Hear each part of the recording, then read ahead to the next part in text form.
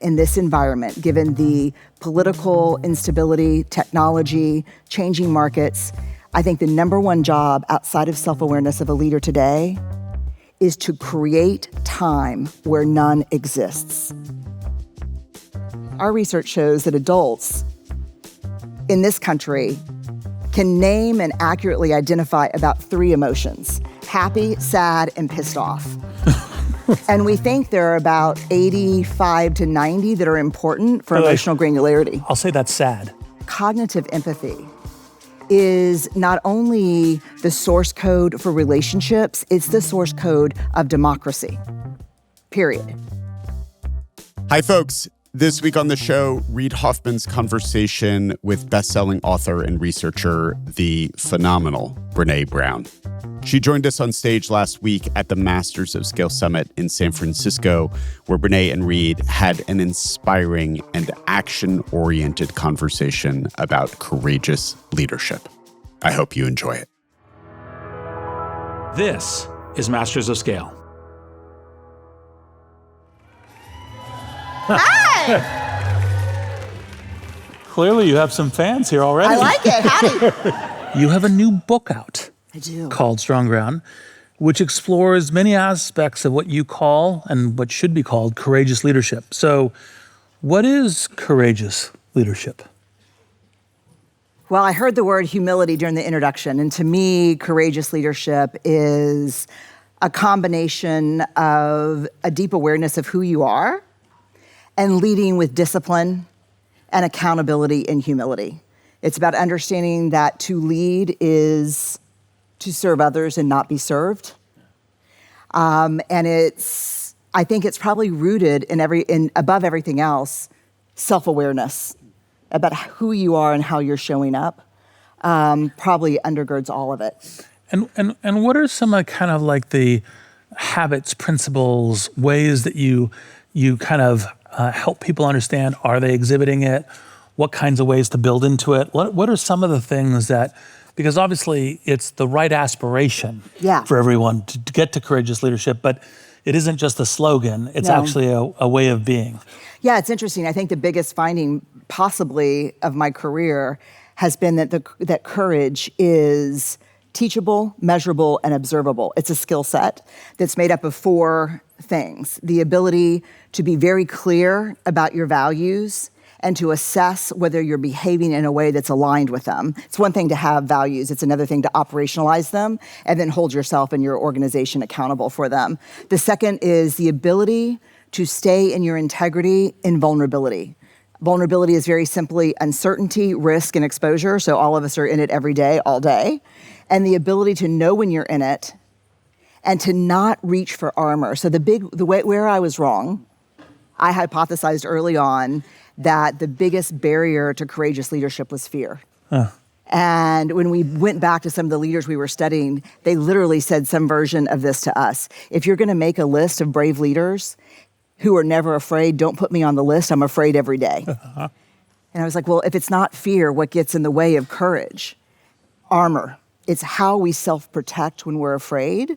That's usually out of our awareness. So one of the things we do with leaders is, what's your go-to armor? Mine is terrible. Mine is perfectionism, micromanagement. I also get super decisive. That's my armor. So I'll be in a meeting, and I won't get paralyzed. I'll be in a meeting and I'll be like, shut it down. No, move the team, change the money. We're not doing this. And then I'll look up and I'll be like, oh shit. I don't know that these are good decisions. And literally the last time I did that, my team looked back at me and said, we never write anything down when you're acting like this. I was like, wait, what? And they're like, this is your armor. And I was like, that is my armor. I get overly decisive. And so for us to be courageous, we have to know the very human ways that we self-protect when we're afraid. Yes. What's some of the ways to kind of discover that armor and learn how to disarmor yourself? So I think most of us know. I mean, if you want to ask someone, I wouldn't ask someone that works for you. Because there's a power differential there that could make it super cringy for that person to describe exactly how you're an asshole. Tell me how good I am. Exactly. what form of assholeness do I default to when I'm afraid? Because they'll be able to tell you for sure. Yes. Well, they could tell you. You're right, but they may smartly say, I don't know. I've never it's seen when you're it. too perfectionistic. Yeah, oh yeah, Yes, yeah. yes, Oh, yes. No, not the perfectionism. Yes. Like, what's your weakness? Perfectionism. Everything I do is very good. Yes. Yeah, that's not how it shows up for me. Perfectionism is like, maybe a month ago, I gave the packing parachute speech from like 1994. We're packing parachutes. 100% matters. Do you want to jump out of a plane with a parachute that was packed at 90% excellence? People die. And I think we were talking about a font choice. Parachute font coming soon to you. A parachute font. Don't get this wrong. People will die. This is all like a founder problem. Yes. But I have a therapist and a coach. I'm working on it. But I think you probably know. Like, raise your hand if you could think about how you self-protect when you're in fear or uncertainty. I think you know. And I don't think you normally have to ask other people.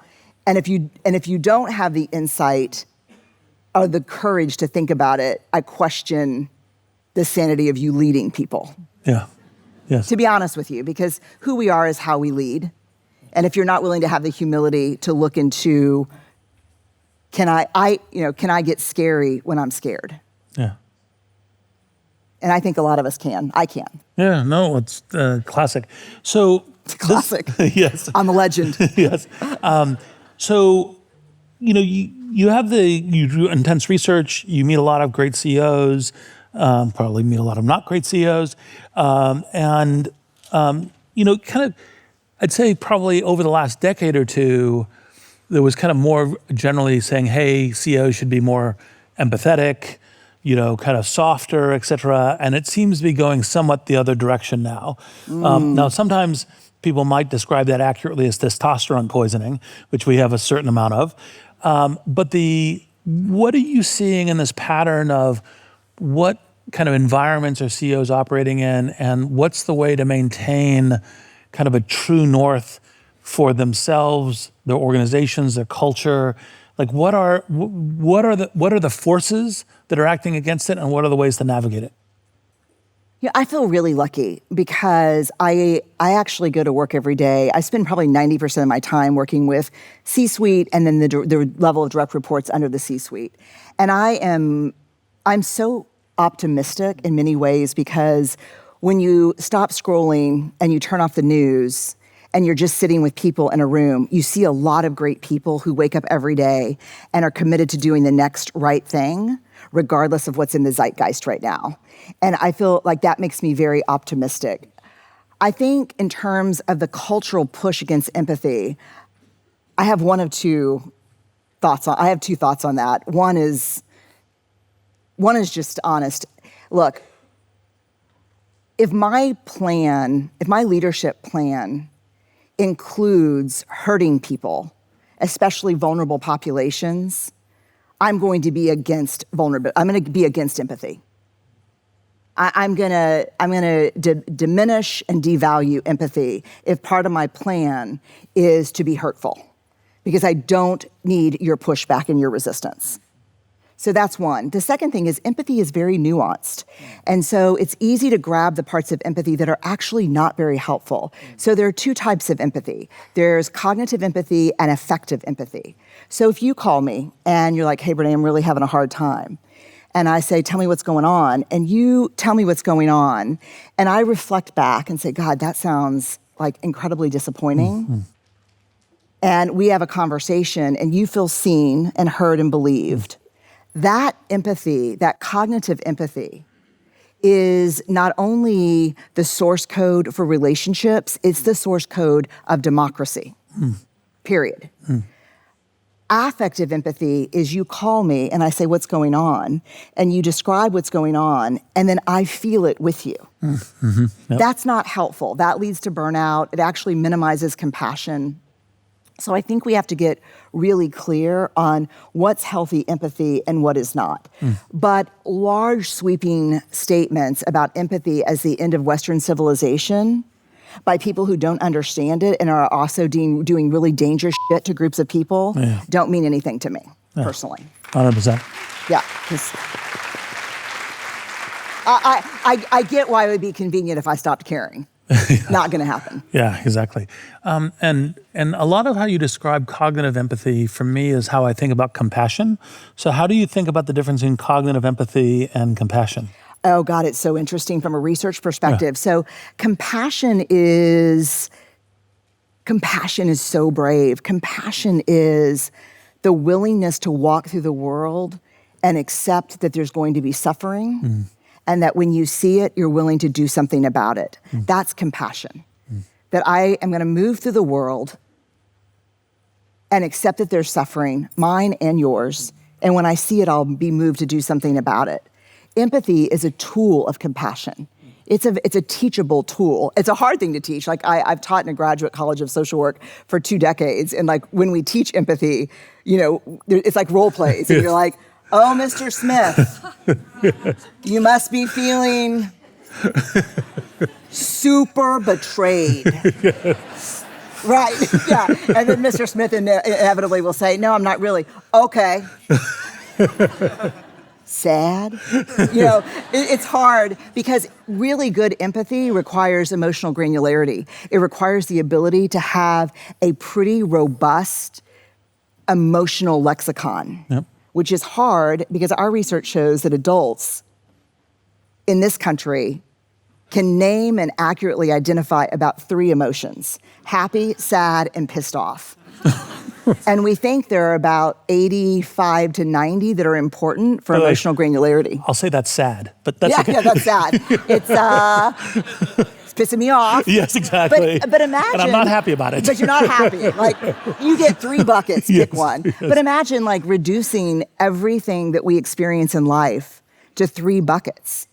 And neurolinguistics would tell us that the ability to access language that accurately reflects what we're feeling is so important to the human experience, which is why 3 buckets are not enough, because it doesn't include awe, wonder, disappointment, grief, anguish, things that really define the human spirit. In the classwork and the students, do you actually run through the entire emotional gamut? Because I could see that being stunningly important in leadership education, to just say, let's actually expand your experience of emotional vocabulary, because actually, in fact, if you don't have that kind of sensibility, you can't be compassionate, you can't have cognitive empathy, et cetera. And the ability to understand, like, I have regret, and and other kinds of, like, it's what are those things? Do you run through the awesome. We do, and they pick 2 or 3 that they want to learn more about, that they think would make them stronger leaders in their organization. And again, I'm usually at the C-suite level, so they're often picking emotions that are preventing their team from getting back on their feet after failure, disappointment, and setback. Because one of the things that you see, especially among CEOs today, is when there's when there's a failure and a setback and a disappointment, I need everybody on my team to be responsible for their own bounce. I need everybody to get back up on their own, because I cannot both correct what's happening and remind you of your value. I need everybody up on their own. And so in order to get back up, we have to understand the whole collection of emotions that we're feeling. Yeah, no, exactly. It sounds like there's this concept within, kind of health things of like cognitive reserve and motion reserve. Emotion reserve actually strikes me as a really interesting thing. Huge. To be building resilience in. I mean, I hate this because it rhymes, so it makes it seem less important. But there is something that therapists often say, which is if you can't name it, you can't tame it. Yeah. If you can't accurately name what you're experiencing, it's very difficult to move through it. Yeah. When we were doing Strong Ground research, we wanted to come up with kind of what does the future of leadership look like in terms of actionable skill sets. Emotional granularity ended up in the top 5. Yeah. So, and other 4? Self-awareness.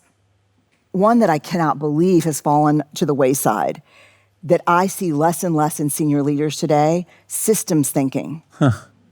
the ability to think in terms of systems, which is really scary because if you're familiar with systems theory, you know that the prerequisite for a healthy system is permeable boundaries, where good data and feedback can flow in and out pretty freely. What is not, especially with AI, what's interesting, you got the excited face. What I think is interesting is when a team or an organization loses the permeability of the boundaries. They're not bringing in external feedback or internal feedback consistently. Boundaries get closed. Two things happen to a system, whether we're talking about a cell or a tech team. You become a self-referencing system. And so what you end up doing is, are we good? No, we're great. Do we need to know more? No, we know everything. And this is the death right now that the MIT Sloan research that just came out. Q4 2023, Q1 and 2 2024, investments in AI, 90% failure, no return on investment. And a lot of that is because of self-referencing systems. Like, you have to have the courage to say, in this environment, I know very little. I know very little. Yeah, exactly. Well, in times of disruption, people try to persuade themselves all under control. It's something that's controllable, that there isn't an inherent risk.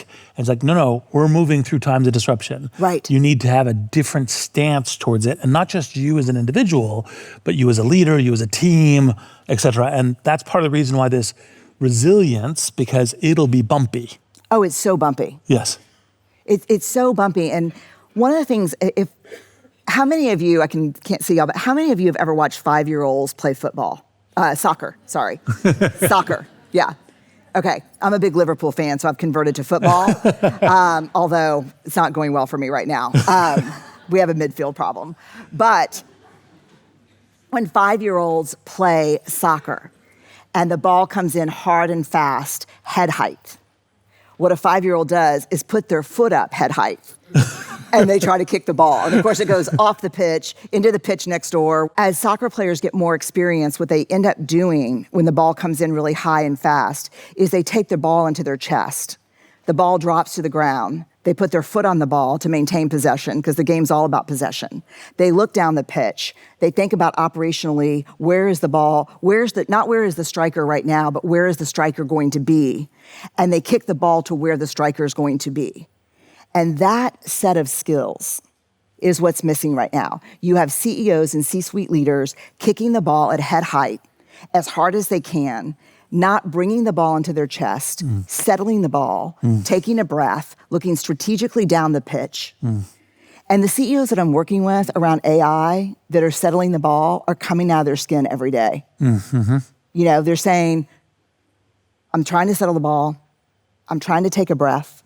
I'm trying to make sure that my AI strategies align with my business strategy. And I'm trying to make sure that my budget line for bringing the humans along is also substantial. But I'm scared shitless because everyone else is moving so fast that I don't feel like I have time to settle the ball or look down the pitch. Yep. And what do you say when you're confronted with that? Like, I don't have time, I just need to do this. What's the way to help them? Because obviously the game is moving very fast. Yeah. I'm actually very interested in the kind of the question of, like, AI is obviously on everyone's minds. Right. How it integrates their lives, their organization's lives, their work's lives, et cetera.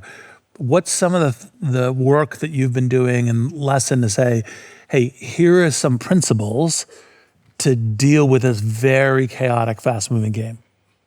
I think the first thing is, I so respect a leader who has a self-awareness to say, I'm trying to pause and be strategic and thoughtful, and I'm coming out of my skin.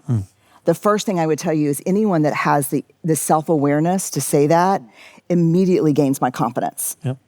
Because so much of what's happening in terms of the world today is happening outside of the awareness of very senior leaders. Yep. They are looking at, when a leader, this is a call that I had yesterday about relocating supply chain because of tariffs. And the leader just kept saying, we need to move fast. What we're looking for, and this is tricky, I'll be curious about what you think about this. I want to see urgency. I want productive urgency. I want to see risk-taking. I want to see strategic risk-taking. It is the job of a leader today in this environment, given the political instability, technology, changing markets. I think the number one job outside of self-awareness of a leader today is to create time where none exists. Yep. Create time where none exists. And so to understand that better, I had to turn to sport. Damn it. There's so many sports metaphors. Literally, the question I got from the Wall Street Journal is, did you feel comfortable putting a chapter around John Keats next to a chapter called The Tush Push? And I was like, yeah, dude, why? Like, I'm like, do you like poetry? And he's like, yeah. And I'm like, do you like football? And he's like, yeah. I'm like, shut it. I'm like, yeah. Like we can do both. But if you turn to sports and you look at really talented athletes, it looks like they're slowing down the ball in play, but they're actually not creating more time between a serve and a return or a kick. What they're doing, and I think this is the future of leadership, is a very complex skill set of anticipatory awareness, temporal awareness, and situational awareness. Yep. So the leaders today are understanding how to read what they can't see. In football, we'd call it pocket presence. Like a quarterback gets a snap, breaks back. He has 3 seconds to figure out how to move the ball down. Yep. But it's a very complex group of skills that he has with his team around being able to see, to be able to read a field you can't see. So the question I have for a lot of senior leaders is, where are you on anticipatory awareness? Where are you in systems thinking? In structure, like these are the deep thinking skills moving forward. Yeah, I completely agree. And part of it is to realize that while it's moving very fast and you cannot create more time, your fitness function is not response at speed. Your fitness function is intelligent response at speed, right? 100. I mean, this is what intelligent response at speed. That's the difference between urgency and productive urgency. Between risk taking and strategic risk taking. Every CEO is saying, I need more risk taking. That's like I was interviewing someone the other day, and she said, no, I'm a get shit done. I'm a GSD kind of person. And I was like, that I don't need. What I actually need is a GSSD, get strategic shit done. Yes. Because what you're seeing right now, and I'm curious if you're seeing this, you're seeing action over impact. Depends on the leader. It does definitely happen. Obviously we've introduced like 5 to 7 questions that we can go on for the next 30 minutes. Oh yeah. But the clock just ran out. It takes me 25 minutes to order a sandwich, so we did pretty good. Yes. So as you can see, amazing. Thanks, Brené. Thank y'all so much. Thank you.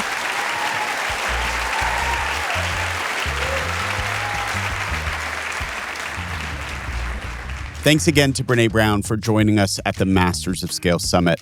Her new book is Strong Ground, and we'll put a link in the show notes. And while I have you, just a deep, deep thanks to everyone who came to Summit, not just those who appeared on stage, but who were in community, in conversation, looking for ways to build a better future.